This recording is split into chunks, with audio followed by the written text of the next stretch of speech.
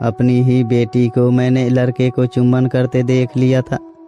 एक तरफ मन में गुस्सा था, दूसरी तरफ मन में ग्लानि कि ये क्या देख लिया।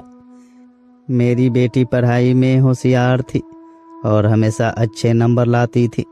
उसने एक दिन मुझसे कहा, पापा मुझे दिल्ली जाकर पढ़ाई करनी है। उसकी ये बात सुनकर मुझे गर्व हुआ और मैंने उसे इसलिए इजाज़त दे दी। हालांकि उसकी माँ को चिंता थी, हम छोटे शहर से हैं, पता नहीं हमारी बच्ची दिल्ली में अकेले रह पाएगी या नहीं। लेकिन मैंने जवाब दिया, जब तक कोशिश नहीं करेगी तब तक कैसे पता चलेगा। दिल्ली में उसका कॉलेज में दाखिला हो गया, लेकिन उसे कॉलेज के हॉस्टल में जगह नहीं मिली, इसलिए वह एक प्राइवेट हॉस्टल में रहने लगी। कुछ महीनों बाद उसने शिकायत की कि हॉस्टल में पढ़ाई का माहौल नहीं बन पा रहा। हमने फैसला किया कि थोड़ा हाथ खींच कर चलेंगे और उसे एक अलग कमरा दिलवा देंगे। जैसे तैसे हमने एक फ्लैट किराए पर लिया और उसमें हर ज़रूरी चीज़ें जुटाई, गद्दे, पंखा, कूलर, फ्रिज, टीवी, टेबल। मेरी पत्नी और मैंने अपनी ज़रूरतों को कम कर उसकी पढ़ाई के लिए ये सब किया। एक दिन जब मैंने उससे मिलने फ्लैट पर गया तो उसने बताया कि उसके दोस्त अक्सर पढ़ाई के लिए उसके पास आते हैं। मुझे इस पर कोई आपत्ति नहीं थी क्योंकि मुझे अपनी बेटी पर पूरा भरोसा था। लेकिन एक दिन जब मैं बाहर से आया और सीधे उसके कमरे में गया तो देखा कि वो और उसका दोस्त गले लगकर एक दूसरे को किस कर रहे थे। यह देखकर मैं स्तब्ध रह गया। उसने तुरंत अपने दोस्त को खुद से अलग किया और लड़का भी घबरा कर खड़ा हो गया।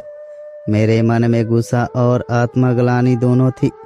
मुझे समझ नहीं आ रहा था कि मैं अपनी जवान होती बेटी के इस निजी पल का सामना कैसे करूं।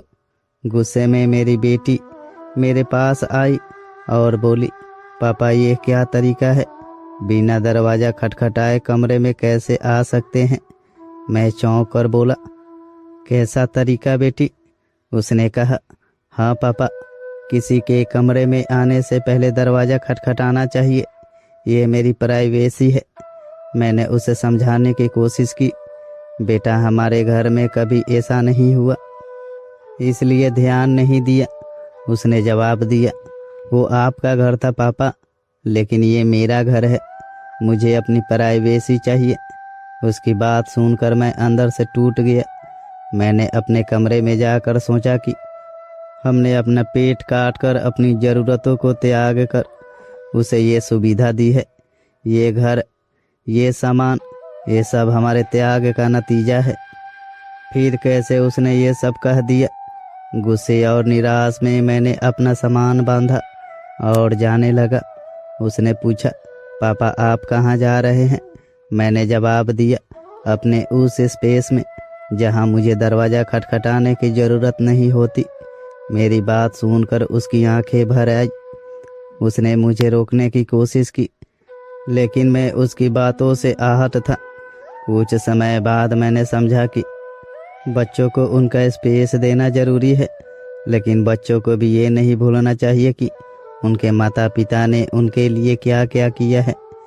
हमारे त्याग और प्यार का सम्मान करना उनकी जिम्मेदारी है। आज के समय में सोशल मीडिया और रील्स बच्चों के विचारों को प्रभावित कर रहे हैं। यह प्लेटफॉर्म स्वार्थ को बढ़ावा देते हैं और परिवार से दूरी बनाने को आज़ादी का नाम देते हैं। हमें ये समझना होगा कि हमारे संस्कार कमज़ोर नहीं हैं, लेकिन बाहरी प्रभावों ने बच्चों को सोचने के तरीके को बदल दिया है। हमें बच्चों के साथ संवाद बनाए रखना चाहिए और उन्हें ये सिखाना चाहिए कि माता पिता का त्याग उनकी खुशी के लिए है, ना कि उनकी आज़ादी छीनने के लिए है। दोस्तों, अगर आपको ये कहानी अच्छी लगी हो तो मेरे वीडियो को लाइक करके चैनल को सब्सक्राइब कर लीजिए।